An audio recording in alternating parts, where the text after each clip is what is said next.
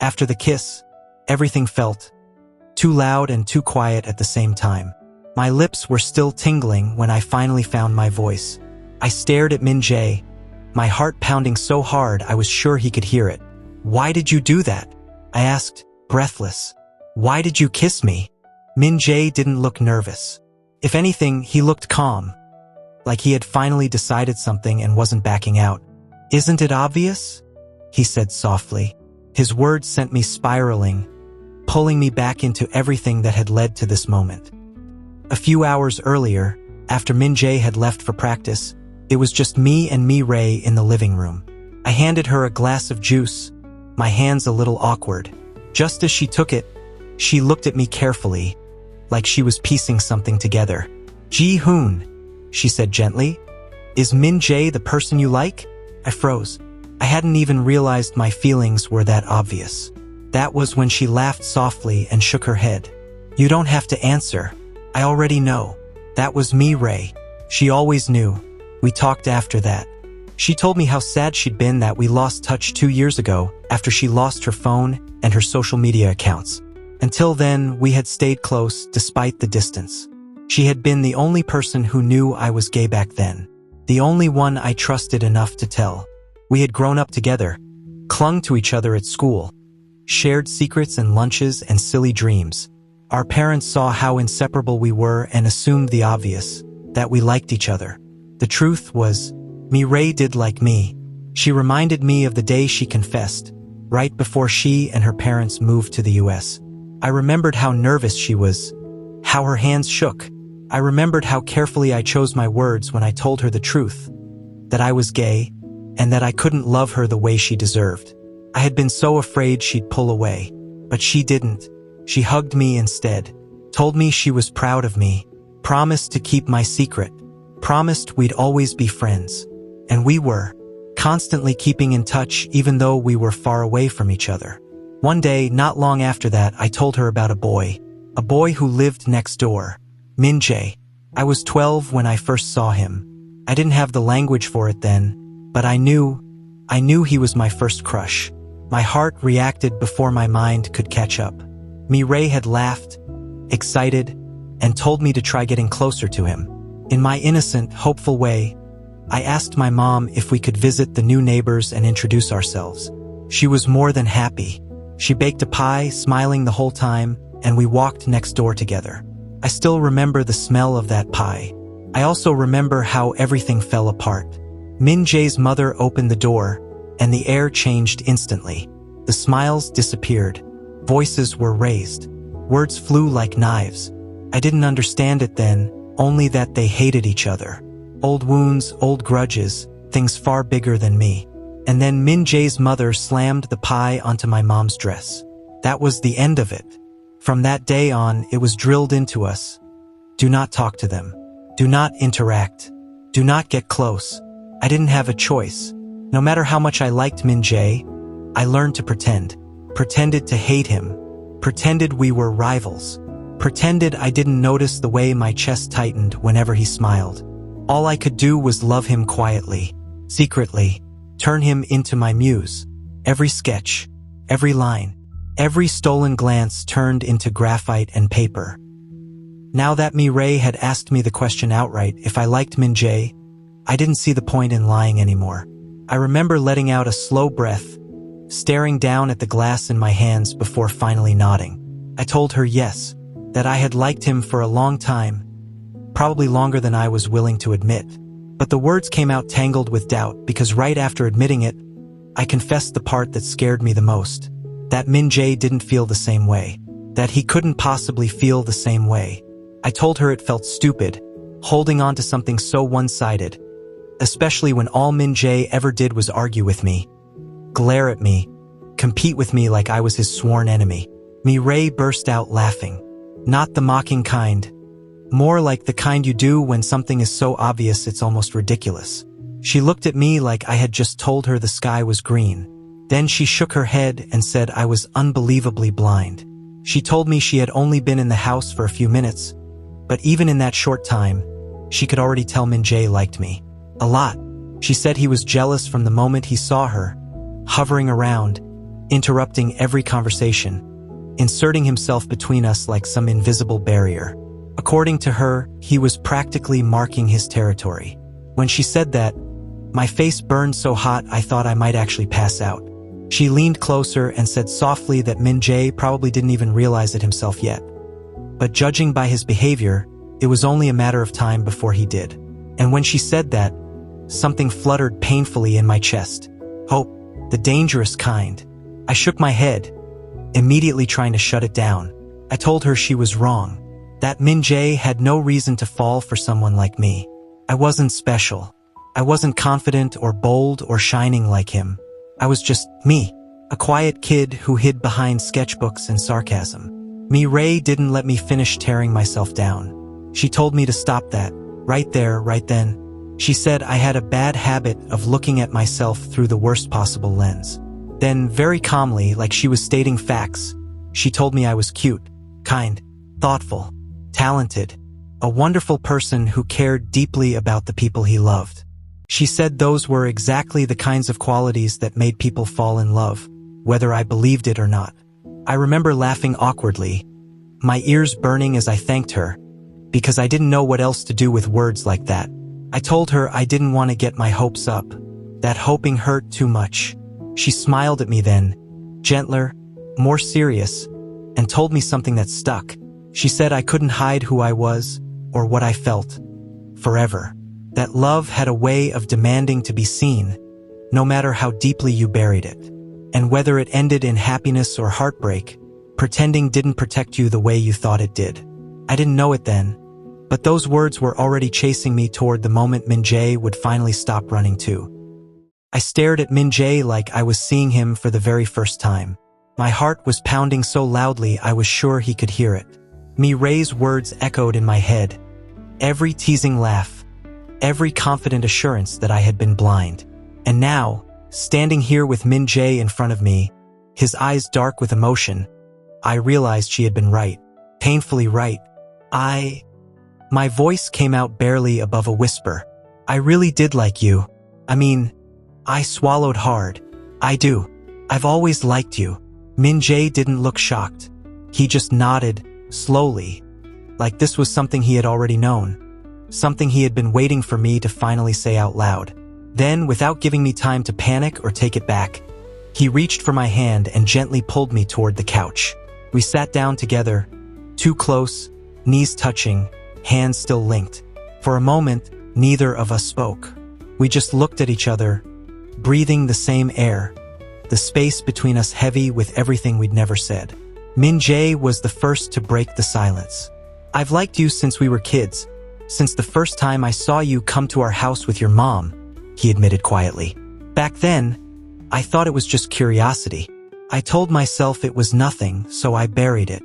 He let out a small, humorless laugh. And then because our moms were enemies, that made it easier to pretend. Easier to turn it into rivalry instead. My chest tightened as he spoke. But lately, his grip on my hand tightened. After everything we've been through, the marks, being around you, his voice wavered. Those feelings I locked away came rushing back. I can't control them anymore, Jae Hyun. I don't want to. My breath caught when he lifted his eyes to mine. I can't stand the idea of someone else taking you away, he continued softly. I tried to ignore it. I really did. But I can't anymore. I knew exactly who he was talking about. Mi Rae. And something in me, something that had been scared and unsure for so long, finally snapped into place. I need you to know something, I said, my voice trembling, but steady enough to keep going. The first love I mentioned before, it was never Mi Rae. His eyes widened slightly. It was you, I confessed. It's always been you. From the moment I first saw you when you moved into the neighborhood. I was so young and I didn't even fully understand what I was feeling, but I knew it was different. I laughed softly, shaking my head. Just like you, I buried it. Because of our mothers. Because I thought I had no choice. I squeezed his hand, needing him to understand. And just so you know, Mi Rae is just my friend. She's always been my friend. She was the only person who knew I was gay back then. She supported me when I was terrified of being myself. I hesitated, then added, "She even has a boyfriend now." Relief flickered across Min Jae's face, raw and unguarded. "I have always loved you," I whispered, "even when I pretended to hate you, even when I acted like you were my rival. But in truth, you were my muse, my secret." "So, what do we do now?" I asked quietly. My voice didn't even sound like my own. "After that kiss, we can't just go back to pretending we hate each other, or act like nothing happened." He studied my face, his eyes soft but intense at the same time. "Then tell me," he said gently, "what do you want, Jae Hyun?" I opened my mouth, then closed it again. My courage evaporated instantly. I felt heat rush to my face, my fingers twisting together in my lap. I knew what I wanted him, but saying it out loud felt terrifying. Like if I spoke it, the world would hear and come crashing down on us. Before I could chicken out any further, Min Jae leaned in and kissed me again. It wasn't rushed like the first time. This one was slower, deliberate, like he was giving me time to breathe, to feel. When he pulled back slightly, his forehead rested against mine. "Do you want to be my boyfriend?" he asked softly. "Forget everything else. Our moms, what people think, even the soulmate marks. I just want you, just us being together." My heart felt like it was about to burst out of my chest. I swallowed hard, my thoughts spinning. I wanted to say yes immediately. God, I really did. But reality tugged at me, grounding me. I do, I said shyly, barely above a whisper. "I want to be with you. I really do." I looked down. "But we have to be realistic. We can't rush this." He didn't interrupt, so I continued. "Our parents hate each other. Acting carelessly will only make things worse. And society isn't exactly kind to people like us."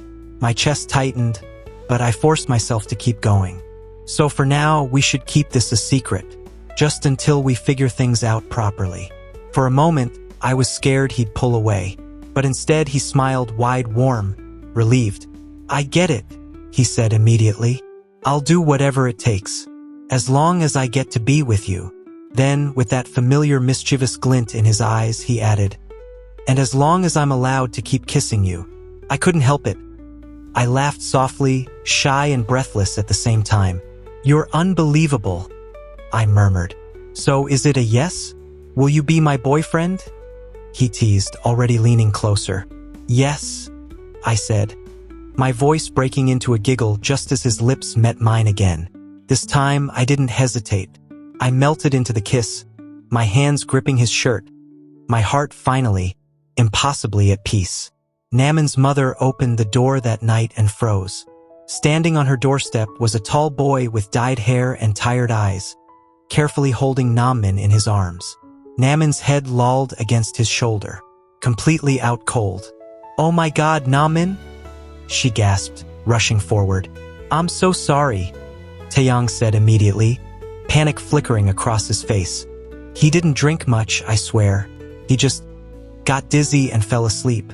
I brought him home as fast as I could." For a split second, fear clawed at her chest. Her mouth almost betrayed her, almost blurted out the truth about Namin's condition. But she swallowed it back hard. This boy didn't need to know. Not yet. Maybe not ever. "It's okay," she said instead, forcing calm into her voice. "Thank you for bringing him home." She helped Taeyong guide Namin inside, her hands steady even though her heart was racing. Together, they carried him to his room and gently laid him down on the bed. She pulled the blanket over him, smoothing his hair back like she had done 1,000 times before. Taeyong stood awkwardly by the bed. "I'm really sorry for troubling you," he said again. "I should have stopped them from taking him out." She shook her head. "What matters is that he's safe." Then she really looked at Taeyong. His face, his posture, the way he carried himself, and her eyes widened slightly. "Wait," she said slowly. "You look familiar." Taeyong blinked. "I do." Her expression shifted from confusion to realization. "You're from V6X, aren't you?" His face lit up instantly. "Yes, I am." She let out a small laugh, half surprised, half amused. Figures.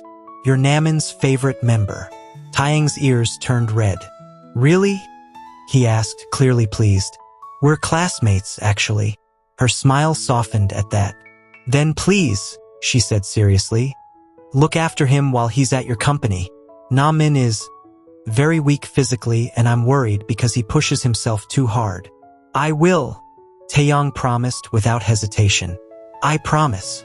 She studied his face for a moment, as if measuring his sincerity, then nodded. Wait here for a second. Before he could respond, she disappeared from the room. Taeyang was left alone in Namin's room, the silence suddenly loud. He glanced down at the sleeping boy, then around the room. It was modest, clean, quiet, and then he noticed it. Medicine, bottles, strips, boxes stacked neatly on a small shelf. His brows knit together. Why does he need so much? Unease settled in his chest, but curiosity pulled him forward. He glanced at Namin again, still fast asleep, before letting his eyes wander further. A notebook lay open on the desk. Song lyrics, pages filled with raw, emotional lines. He's really good, Taeyang thought, impressed. Then he spotted them. Photo cards of him. Not just one, several. Carefully kept. A warm smile tugged at his lips. So it's true. I really am your favorite member. But then his fingers paused on one card. Something about it made him flip it over. Written neatly on the back were the words, "You are the light that guided me through the darkest tunnel." Taeyang's breath caught. His chest tightened as a strange chill ran through him. That sentence, those words, they felt too familiar. His mind immediately jumped to the anonymous letter he had kept folded in his wallet for years. No way.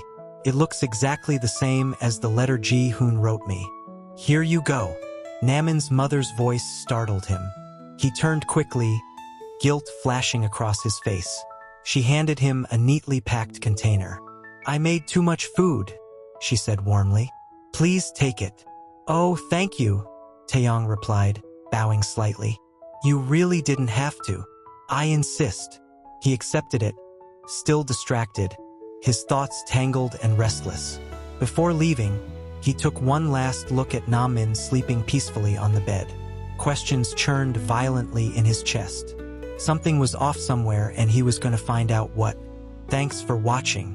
Do like and subscribe to the channel for more episodes.